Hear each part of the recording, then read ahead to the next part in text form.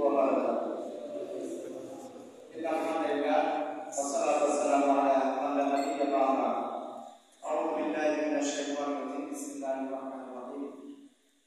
আমরা সর্বপ্রথম সে মহান রব্বুল আলামিনের দরবারে লাখ কোটি শুকরিয়া জ্ঞাপন করি যে মহান রব্বুল আলামিন আমাদেরকে বৈদিক প্রতিকূলতা দূর করে দীর্ঘ সময় 36 ঘন্টা বেশি না এই সময়গুলো আমাদেরকে অতিবৃষ্টি দিয়ে একটা গৃহমুখী অবস্থায় থাকা উচিত। সেখান থেকে মুক্তি দিয়ে আমাদেরকে কোটি কয়েক মানুষ শত শত মানুষের ভিতর থেকে বাছাই করে এই যে পছন্দ করে আমাদেরকে সালাতুল মাগরিবের নামাজ আদায় করার তৌফিক দান করলেন। সে মহান সুবহানাহু ওয়া তাআলার দরবারে শুকরিয়া জ্ঞাপন করি। আমরা সকল বলি আলহামদুলিল্লাহ। সালাম পরিচিত হোক মহান বান্দার মধ্যে কেউ আখির জামানার পয়গম্বর নবীকুল শিরোমণি সরওয়ারে কায়নাত আকায়েদে নামদার ধনী গরিব সর্বজন মানুষের ধনী জনাবে মুহাম্মদ রাসূলুল্লাহ সাল্লাল্লাহু আলাইহি ওয়াসাল্লাম। সম্মানিত ভাই, আজকে 17 ইউনিয়ন কাকিলাতুল সেন্টারপাড়া জামাত ইসলাম কর্তৃক আয়োজিত আজকের এই মাহফিল সিরাত মাহফিল সম্মানিত পরিচালক সভাপতি, আমার সামনে উপবিষ্ট আমার শ্রদ্ধাভাজন অত্যন্ত আপনজন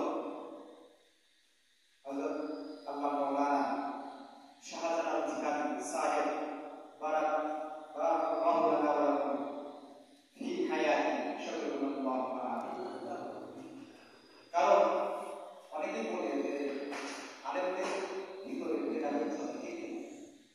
আসলে আল্লাহ নবী সাল্লাল্লাহু আলাইহি সাল্লাম যখন মক্কা বিজয় করলেন তখন আল্লাহ নবী সাল্লাল্লাহু আলাইহি সাল্লাম বললেন যে আমি তোমাদের সাথে কিরূপ আচরণ করতে পারি। তখন যারা কুরাইশ নেতৃবৃন্দ ছিল, যারা দেশ পরিচালনার কাজে নিয়োজিত ছিল, তারা অনেকেই এই যে এখন যেমন গুহার ভিতরে ঢুকে কিন্তু কক্ষের ভিতরে ঢুকে জুজু হয়ে বসে আছে, ভাবছে যে তারা আমাদের সাথে কিরূপ আচরণ করবে।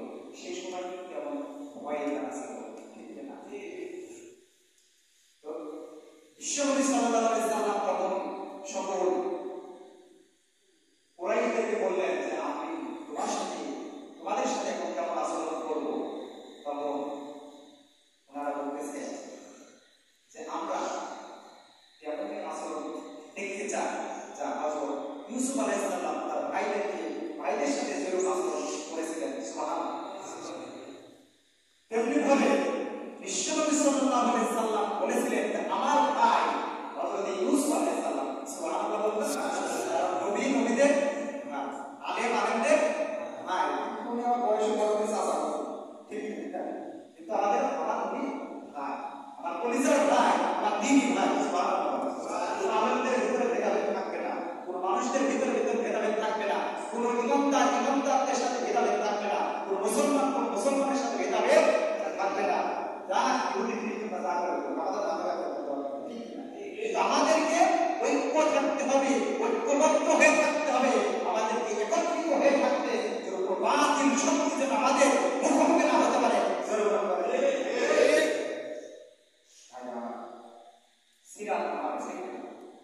সিরাতুল নবী সাল্লাল্লাহু আলাইহি সাল্লামের জীবনীকে আলোচনা করতে হবে, এজন্য আমাকে বলেছেন। তো যাই হোক, আল্লাহ পাক রব্বুল আলামিন তার নবীকে কেন পৃথিবীতে প্রেরণ করলেন, কেন আমাদের জন্য নবী সিলেক্ট করলেন, কেন আমাদেরকে এই আখির জামানার নবীর উম্মত হিসেবে আমাদেরকে কবুল করলেন, এটা জানার দরকার আছে না? কিন্তু দুর্ভাগ্যবশত আমরা এটা অনেকেই জানি, অনেকে এটা মানতেও চাই না, অনেকে জানার চেষ্টাও আমরা করি না। এই জন্য এই মুসলমান জাতির উপকার করেছে, ঠিক না? আজকে কোরআন যদি আমরা সঠিকভাবে তেলাওয়াত করতাম, যদি আমরা কোরআনটাকে যদি বুঝিয়ে শুনে তেলাওয়াত করতাম, যদি আমরা রাসূল সাল্লাল্লাহু আলাইহি ওয়াসাল্লামের জীবনীটাকে যদি আমরা একটু সময় নিয়ে যেমন ক্লাসের পড়া আমরা পড়ে ক্লাসের পড়া বিভিন্ন ক্লাসে পড়ে না, ক্লাস 9 10 এ পড়ে, অনেকে ইন্টারমিডিয়েট পড়ে, অনেকে ইউনিভার্সিটি পড়াশোনা করে, দেখে যে কত সারা পরে পরীক্ষার আগে। কিন্তু আমার নবী যদি জীবন সাহিবের জীবন যদি আমরা একটু তিলাওয়াত করতাম, তাহলে মুসলমান ভাগ্যের, জাতির ভাগ্যে, এ জাতির ভাগ্যে আজকে অজ্ঞতা থাকতো না, কোনো বাতিল শক্তি আমাদের উপরে আঘাত করতে পারতো না, ঘুরে দাঁড়াতেই পারতো না। কারণ হলো আমরা নবীদের কথা অমান্য করি, নবীদের কথা অমান্য করে চলাফেরা করি, আল্লাহর কথা অমান্য করে চলাফেরা করি। এ জাতিকে কিভাবে পাবো, কিভাবে পাবো?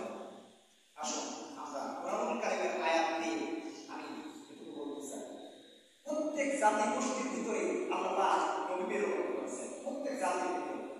মুসা আলাইহিস সালাম গোত্রের জন্য জাতির জন্য এসেছিলেন, শুআয়ব আলাইহিস সালাম একটা জাতির জন্য এসেছিলেন, হযরত ইব্রাহিম আলাইহিস সালাম একটা জাতির জন্য এসেছিলেন, আদম আলাইহিস সালাম, শীশ আলাইহিস সালাম, ঈসা আলাইহিস সালাম, ইদ্রিস আলাইহিস সালাম, জাকারিয়া আলাইহিস সালাম বিভিন্ন জাতি গোষ্ঠীর ভিতরে এসেছিলেন। কথা ঠিক কিনা? আলাইহিস সালাম একটা জাতির জন্য এসেছিলেন। আল্লাহ পাক রব্বুল আলামিন বলেন, ওয়ালাকাদ বা'আসনা ফি কুল্লি উম্মাতিন রাসূলা আন ইয়া'বুদুল্লাহা ওয়া ইয়াজতানিবুত তাগুত। সুবহানাল্লাহ। আল্লাহ রাব্বুল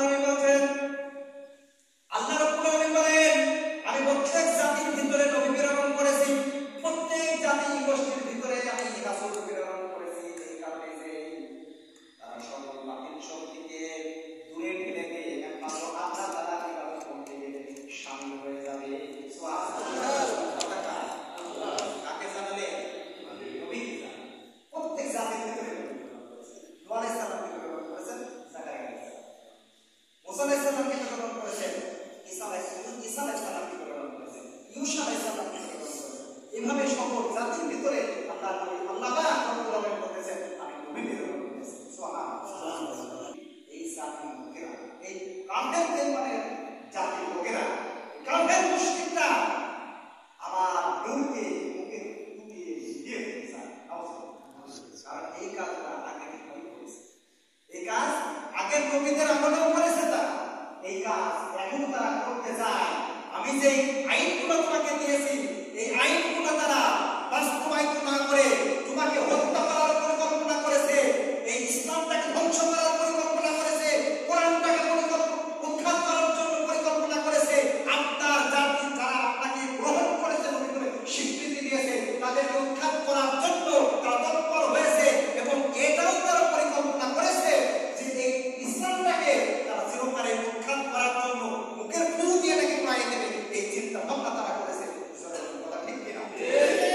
করে নাই এখন পর্যন্ত তারা তৎপর, ওই গোষ্ঠীর উত্তরসূরিরা এখন পর্যন্ত করা তৎপর আছে না? ভাই, আমাদেরকে না নিয়ে জান্নাতে যাবেন না গ্যারান্টি দিচ্ছেন আমার নবী সাল্লাল্লাহু আলাইহি ওয়াসাল্লাম। আল্লাহু আকবার। সেই নবীর উম্মতে আমরা বাঁচতে চাই কিনা? সেই নবীর উম্মতে আমরা সমাজে বাঁচতে চাই কিনা? সেই নবীর উম্মতে আমরা সমাজটাকে প্রতিষ্ঠিত করতে চাই কিনা? এই প্রতিষ্ঠিত সমাজটাকে প্রতিষ্ঠিত করে আমরা দেখাই দিতে চাই আমরা এই টাকার নবী না, আমরা মানুষের নবী না, আমরা ইসলাম নবী না, আমরা আমাদের একমাত্র কাজ, কর্ম, পরিকল্পনা সব কিছু একমাত্র কোরআনটাকে প্রতিষ্ঠিত করা। আল্লাহু আকবার। আল্লাহু আকবার। আমরা এখানে যারা জামাত ইসলামের পক্ষ থেকে যে আয়োজনটা করা হয়েছে আপনারা সকলে জানেন। আমি সুন্দরভাবে ওয়াজ করে চলে যাবো, আপনার খুবই সুন্দরভাবে বাড়িতে পৌঁছাই যাবেন, ঠিক না? কিন্তু ভিতরে ফাঁক থাকলে কি জামাত শক্তি না, জরিমানার কথা ঠিক না? আমি এটা পুঙ্খানুপুঙ্খানুভাবে আপনাদেরকে বোঝাতে চাচ্ছি। আওয়ামী লীগ করলে পরে শর্ত ছিল, ঠিক না? আওয়ামী লীগ করা শর্ত না, আওয়ামী লীগ করা শর্ত হলো যে আপনি আওয়ামী লীগকে যোগ দিবেন, আপনাদের এখানে সেন্টার পাবেন, কাকেলা তোর বাজারে করে যাই বিভিন্ন রকমের ঘুমকারি দেওয়া লাগবে, মানুষের সাথে খারাপ ব্যবহার করা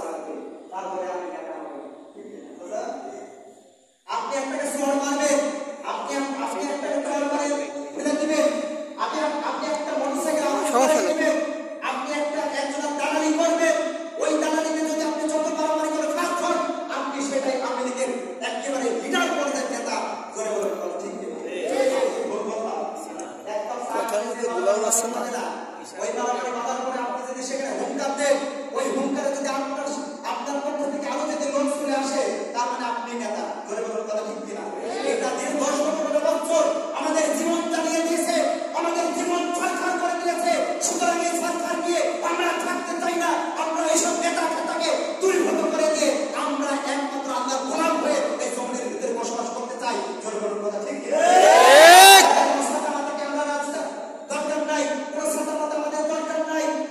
আমরা চাই সুষ্ঠু নির্বাচন, সুষ্ঠু একটা জমিন, সুষ্ঠু একটা সমাজ, যে সমাজের ভিতরে মারামারি নাই, কাটাকাটি নাই, সন্ত্রাসী নাই, কোনো জুলুম নাই। জোরে বলুন কথা ঠিক কিনা? ভাইরা আমার, যেখানে নামাজ প্রতিষ্ঠিত হবে, যেখানে যাকাত প্রতিষ্ঠিত হবে, যেখানে ন্যায় ইনসাফ প্রতিষ্ঠিত হবে, যেখানে মানদণ্ড প্রতিষ্ঠিত হবে, সেখানে কেবলমাত্র আল্লাহ তাআলা আইন বিধান চললে পারে, আর কোনো ভেদাভেদ থাকবে না। জোরে বলুন আমাদের দ্বিতীয় খলিফা নামে একটা মানুষ পদবি পেয়েছিলেন, নামটা ওমর বিন আব্দুল আজিজ। ঠিক না? ওমর বিন আব্দুল আজিজ ভাইরা ইসলামী রাষ্ট্রের একটা দৃষ্টান্ত। ওমর বিন আব্দুল আজিজ তিনি নামাজ প্রতিষ্ঠিত করেছিলেন, যাকাত প্রতিষ্ঠিত করেছিলেন। এই নামাজ যাকাত প্রতিষ্ঠিত করার পর তিনি অন্যায় কাজে বাধা দূর করেছিলেন আর ন্যায় প্রতিষ্ঠিত করেছিলেন। ওখানে কোনো সমস্যা ছিল না। এইবার হযরতে ওমর বিন আব্দুল আজিজের সময় একটা লোক যাকাতের টাকা নিয়ে কি করছে? ঘুরে বেড়াচ্ছে। যাকাতের টাকা নিয়ে কি করছে? ঘুরে বেড়াচ্ছে। যাকাতের টাকা কে নেবে, কে নেবে, কে নেবে বলে স্লোগান দিয়ে বেড়াচ্ছে। আমাদের সমাজের ভিতরে কি আর ব্যবস্থা আছে? কারণ কি আমাদের যাকাত প্রতিষ্ঠিত না, এই জন্য গরিব ঘরের বহু পেটে গোলা। ঠিক কিনা? কিন্তু ওমর বিন আব্দুল আজিজ তিনি সৃষ্টি করেছিলেন যে আমার দেশের ভিতরে যে মানুষ জন্মগ্রহণ করবে উনি নাগরিক, প্রত্যেক নাগরিকের বেতন চালু করেছেন। সুবহানাল্লাহ। ওমর বিন আব্দুল আজিজের সময় এমন ভাবে যাকাতের টাকা নিয়ে কোরআন ভিতরে ঘুরে বেড়াচ্ছে। 3টা দিন তিনি ঘুরতে ঘুরতে একটা ফকির পেল না, একটা মিসকিন পেল না, একটা ভূমিহীন পেল না। তিনি মসজিদের ভিতরে যে কান্নাকাটি করছে, রব্বুল আলামিন যাকাতের টাকা নিয়ে আমি ঘুরে বেড়াচ্ছি, এই যাকাতের টাকা আমি কোথায় দেব, কোথায় দেব? 2 রাকাত নফল নামাজ পড়ে, ফরজ নামাজ পড়ে তিনি সকলেই বের হয়ে গেল। তিনি হয়ে গেলেন, দেখলেন যে মসজিদের একটা কোণায় একটা মানুষ একটা বস্তা কি নিয়ে ঘুমিয়ে আছে। সুবহানাল্লাহ। এইবার ওই মানুষটা ওই লোকটার কাছে যে বলতেছে, ভাই আমার মনে হচ্ছে এই জমিনের ভিতরে 3টা দিন আমি অনাহারে অনায়াসে কাজকর্ম করে দিয়ে ঘোরাফেরা করলাম, একটা যাকাতের টাকা নেওয়ার লোক পেলাম না, একটা গরিব মানুষ পেলাম না, একটা মিসকিন আমি পেলাম না। আমার মনে হচ্ছে আপনার এই পোশাক আশাক থেকে মনে হচ্ছে আপনি একজন ফকির মিসকিন। সুবহানাল্লাহ। একজন ফকির মিসকিন। আপনার সুগুলো দেখে মনে হয় আপনি একজন ফকির মিসকিন। সুতরাং কি ভাই কথা বলে পরে এই লাইন কি করে লাগছিল? এই জন্য ভাই আপনার মনে হচ্ছে আপনি ফকির মানুষ, এই জায়গাতে টাকা কোনো দিয়ে আপনি আমাকে উদ্ধার করেন। আল্লাহ মানা কালকে আমাদের ময়দানে আমি টাকা যদি ফেরত দিয়ে যাই, কালকে আমাদের ময়দানে আমাকে আল্লাহ সালাম দেবে না। জোরে জোরে বলুন সুবহানাল্লাহ। ওই লোকটা তার টাকার গরম থাকে তো গরম বেশি না, ঘন্টা ঘন্টা বলে ওটা বলছে যে এ মনে হচ্ছে আমাকে কি মনে হচ্ছে? ফকির মনে হচ্ছে, মিসকিন মনে হচ্ছে, খুব বেশি টাকা হয়ে গেছে।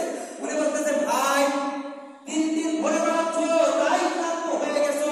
7টা দিন আমি এই জমিনের ভিতরে ঘুরে বেড়াই, একটা ফকির পাই না, মিসকিন পাই না। তোমার থেকে তোমার কত টাকা? আমার এক বস্তার ভিতরে টাকা জমাতে জমাতে এত পরিমাণ টাকা হয়ে গেছে, সেই টাকাগুলো আমি দেওয়ার লোক পাইতেছি না। সরে সুবহানাল্লাহ। এই হলো ইসলাম প্রতিষ্ঠাতা, এই হলো ইসলাম প্রতিষ্ঠিত হয়ে যাওয়ার পরে মানুষ অনায়াসে জানলা খুলে দিয়ে ঘুমাবে, রাস্তা খুলে দিয়ে ঘুমাবে। এই মানুষগুলো সোনার মানুষে পরিণত হবে। জোরে বলুন সুবহানাল্লাহ। আরেকটা কথা বলবো ভাইরা আমার, বিশ্বনবী মুহাম্মদুর রাসূলুল্লাহ সাল্লাল্লাহু আলাইহি সাল্লাম কাবা শরীফের ভিতরে বসে আছেন। এমনি ভাবে চিন্তা করতেছেন যে আমার সাথী লোকেরা কিভাবে আমার ইসলাম প্রতিষ্ঠিতার কাজ করবে। মারি কেটে কেটে একেবারে অবস্থা খারাপ, কান দিয়ে রক্ত পড়ে, শরীর দিয়ে রক্ত পড়ে। এই রক্তগুলো দেখলে পরে নিজের ভালো লাগে না। আল্লাহ রাব্বুল আলামিনের কাছে শুয়ে শুয়ে মনে মনে দোয়া করতেছিলেন। হঠাৎ করে হযরত খাব্বাব রাদিয়াল্লাহু তাআলা রাসূলের কাছে আসার পরে বলতেছেন, ইয়া রাসূলুল্লাহ, ইয়া রাসূলুল্লাহ, ইয়া হাবিবাল্লাহ, আপনি কি আমাদের জন্য দোয়া করেন না? আপনি কি আমাদের জন্য আল্লাহর দরবারে দোয়া করেন না? আমরা তো মার খেতে খেতে শেষ হয়ে গেলাম। এভাবে তিনি চমৎকার তিনি বললেন। আল্লাহ রাসূল সাল্লাল্লাহু আলাইহি সাল্লাম কথাগুলো গুরুত্ব দেওয়ার জন্য খেতে উঠে বসলেন। বসার পর বলতেছেন, ও আব্বা, কি এমন মার খেয়েছো? কি এমন মার খেয়েছো? কি এমন তোমাদের উপর অত্যাচার এসেছে, জুলুম এসেছে? কথা দিয়ে বললেন আল্লাহ রাসূল। কথা দিয়ে বললেন আল্লাহ রাসূল। এখন এত মানুষ যদি মার খেয়ে বাপের কাছে আসে, তো বাপ যখন উৎসাহ দেবে, যেরকম বলে ঠিক কিনা? ঠিক। আল্লাহ রাসূল সাল্লাল্লাহু আলাইহি সাল্লাম বললেন, ও খাব্বাব, তোমাদের উপরে কি জুলুম এসেছে? তোমাদের উপরে কি অত্যাচার এসেছে? তোমাদের উপরে কি নির্যাতন এসেছে? আমার হাসিবতুম আল্লাহ তাআলার জান্নাত ওয়া লাম্মা ইয়াতিকুম মাসালুল লাযীনা খালাউ মিন ক্বাবলিকুম মাসাতুহুম বা'সা'উ ওয়া দাররা'উ ওয়া যুলজিলু হাত্তা ইয়াকুলা রাসূল। নাযিল করলেন কে? আল্লাহ। রাব্বুল আলামিন সূরা বাকারা 214 নম্বর আয়াত নাযিল করে বললেন, ও খাব্বাব, তোমাদের আগে অনেক নবী এসেছে, অনেক রাসূল এসেছে, মার খেতে খেতে একেবারে মাটিতে লুটিয়ে পড়েছে। একটা মানুষকে জনগণের মানুষকে করাত দিয়ে কেটে ফেলেছে, একটা মানুষকে দ্বিখণ্ডিত করে ফেলেছে, একটা মানুষকে চাবুক মারতে মারতে দুনিয়া থেকে বিদায় করে দিয়েছে। এখন তোমাদের উপরে এমন অত্যাচার আসে নাই, জুলুম আসে নাই, আর এভাবে ভেঙে পড়ছো, এভাবে ভেঙে পড়া যাবে না। ও খাব্বাব, আমি তোমাকে অর্ডার দিচ্ছি, তুমি শুনে নাও। এমন একটা সময় আসবে, এমন একটা দিন আসবে, এমন একটা পরিস্থিতি আসবে, যারা জেনা করতো তারা সুন্দরী রমণী নারী তাদের কাছে দিয়ে যাবে, আর তারা ইসলাম গ্রহণ করার কারণে সোনার মানুষের পরিণত হয়ে যাবে। একটা সুন্দর রমণী যাবে, সে বলবে, আমি আর জেনা করবো না, আমি একমাত্র আল্লাহ তাআলাকে ভয় পাই। চলুন আল্লাহু আকবার, আল্লাহু আকবার। একটা ডাকাতির কাছে ওই ডাকাত এমন ভালো হয়ে যাবে ইসলাম গ্রহণ করার কারণে, ওই ডাকাত বলবে, আমি এই সম্পদের পাহারাদার হয়ে গেলাম। চলুন আল্লাহু আকবার, আল্লাহু আকবার কাবীরা। চোর বলবে, আমি আর চুরি করবো না, আমি একমাত্র আল্লাহ তাআলাকে ভয় করি। চলুন আল্লাহু আকবার, আল্লাহু আকবার। এখন সম্পদ চুরি করতে তারা বলতো, আমি ইসলাম গ্রহণ করার কারণে আমি গোলাম হয়ে গেছি আল্লাহ তাআলা, আমি আর এই সম্পদ চুরি করবো না, এই সম্পদ এখন আমার দখলে, আল্লাহ তাআলা আমার জিম্মায় দিয়ে দিয়েছেন। চলুন আল্লাহু আকবার, আল্লাহু আকবার। শুনে নাও, তোমরা আর চোর থাকবে না, ডাকাত থাকবে না, জেনাকার থাকবে না, সকলে আপন গতিতে চলবে। তোমরা বড্ড তাড়াহুড়া করছো, তাড়াহুড়া করো না। আলা তাস্তাগফিরুনা, আলা তাস্তাগফিরুনা, আলা তুদআনা ইয়া রাসূলুল্লাহ। বলতেছেন, ইয়া রাসূলুল্লাহ, আমরা বুঝে গেছি, আমরা আর তেমন আর থাকতে চাই না, আমরা মার খাবো, জীবন দেব, রক্ত দেব, তারপরে ইসলামটা কায়েম হবেই হবেই হবে। চলুন আল্লাহু আকবার, আল্লাহু আকবার। আমাদের সময় আছে, যারা হাতে চুরি করে আর বসে থাকার সময় নাই, আমাদেরকে ময়দানে ঝাঁপিয়ে পড়তে হবে, আমাদেরকে দলে যোগ দিতে হবে। অবশ্যই দলে যোগ দেওয়ার পর অবশ্যই আমাদের একটা সুবর্ণ সুযোগ আসবে। ওয়ালা তাহিনু ওয়ালা তাহসানু ওয়া আনতুম আ'লাউনা ইন কুনতুম মুমিনিন। আমরা বিজয় লাভ করব যদি আমরা মুমিন হয়ে থাকি। জোরে বলুন ঠিক কি না? আমরা সকলেই আসুন, আমরা দল নির্বিশেষে সকলে আমরা আল্লাহর গোলাম হয়ে যাই। আমরা বাংলাদেশ জামাত ইসলামের পক্ষ থেকে যে আয়োজন করা হয়েছে, আমরা সকলেই সেই জামাতের গান সারা দিয়ে আমরা আপন গতিতে চলাফেরা করবো। আলহামদুলিল্লাহ রাব্বিল আলামিন। আসসালামু আলাইকুম।